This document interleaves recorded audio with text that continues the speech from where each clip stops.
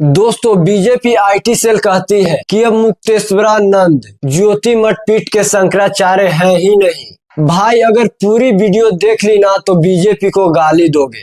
दोस्तों वीडियो में आगे बढ़ने से पहले हमारे इस चैनल संजीव डिकोड चैनल को सब्सक्राइब कर लीजिए। बिना देरी किए वीडियो में आगे चलते हैं। साल 1776 में ज्योति मठ पीठ पर बहुत बड़ी आपदा आती है, जिसके बाद 165 साल तक यह जगह वीरान रहती है।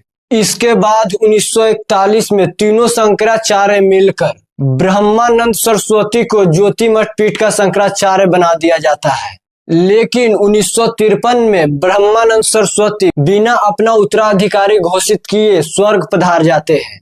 उनको जाने के बाद उनके एक शिष्य संतानंद सरस्वती खुद को शंकराचार्य घोषित कर लेते हैं, लेकिन बाकी के तीनों शंकराचार्यों ने उन्हें शंकराचार्य नहीं माना, क्योंकि वे मानते थे कि ये शंकराचार्य पद के लिए योग्य नहीं है और वे उन पैरामीटर्स को पूरा नहीं करते जिन्हें आदि शंकराचार्य अपने किताब महाअनुशासन में बताकर गए हैं। इसलिए तीनों शंकराचार्य ने कृष्ण बुद्ध सरस्वती को ज्योति मठ पीठ का शंकराचार्य बना दिया।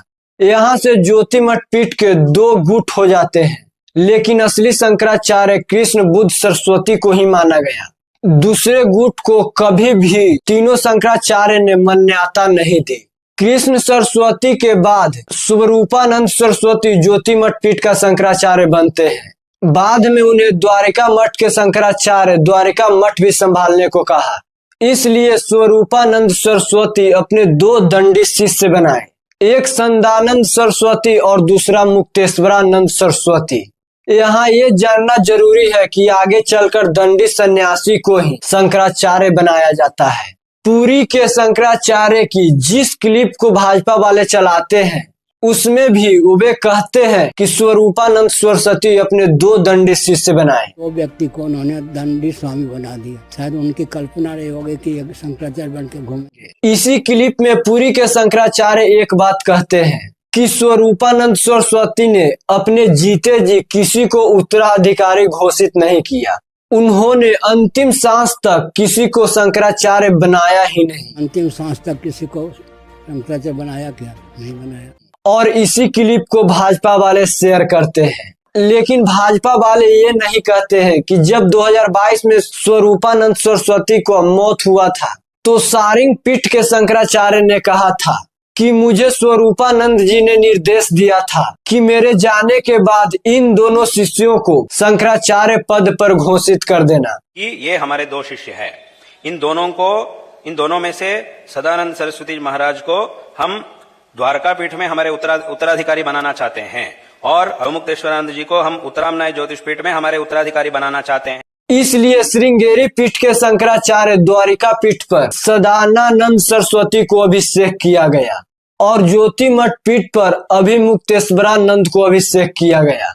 आज भी मोदी जी द्वारिका मठ पीठ वाले शंकराचार्य के पैर तो पड़ते हैं और वे सबको एक्सेप्ट भी है, लेकिन अभी मुक्तेश्वरानंद जब से राम मंदिर के उद्घाटन और काशी में मंदिर तोड़े जाने पर सवाल किए हैं तो तब से ही इनके टारगेट पर हैं। भाजपा वाले इनके उस गुट को सामने करते हैं जिसे 1953 में हिंदू धर्म के तीनों शंकराचार्य ने रिजेक्ट कर दिया, जिन्हें 2017 में इलाहाबाद हाई कोर्ट में भी हार मिला था कि वे अपने नाम के आगे शंकराचार्य नहीं लगा सकते। वही लोग अब सुप्रीम कोर्ट में हैं और उन्हीं के केस को भाजपा वाले ढाल बना रहे हैं। इसी रिजेक्टेड ग्रुप के लोगों को गोदी मीडिया पर असली शंकराचार्य के बजाय नकली शंकराचार्य को खड़ा किया जा रहा है और इन नकली बाबाओं की असली शंकराचार्य के लिए भाषा देखो। यही चुल ऐसी क्यों मची है भाई, मेला खराब करने की।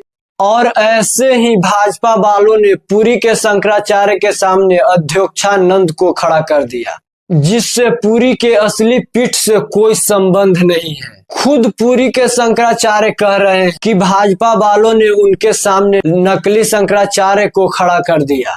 तो अब सोच लो, जब भाजपा वाले असली शंकराचार्य के बजाय नकली शंकराचार्य को खड़ा कर सकता है तो अपने फायदे के लिए हिंदू मुस्लिम की राजनीति क्या नेक्स्ट लेवल तक करता होगा। दोस्तों उम्मीद करते हैं वीडियो पसंद आया होगा। मिलते हैं अगले वीडियो में। बहुत बहुत धन्यवाद।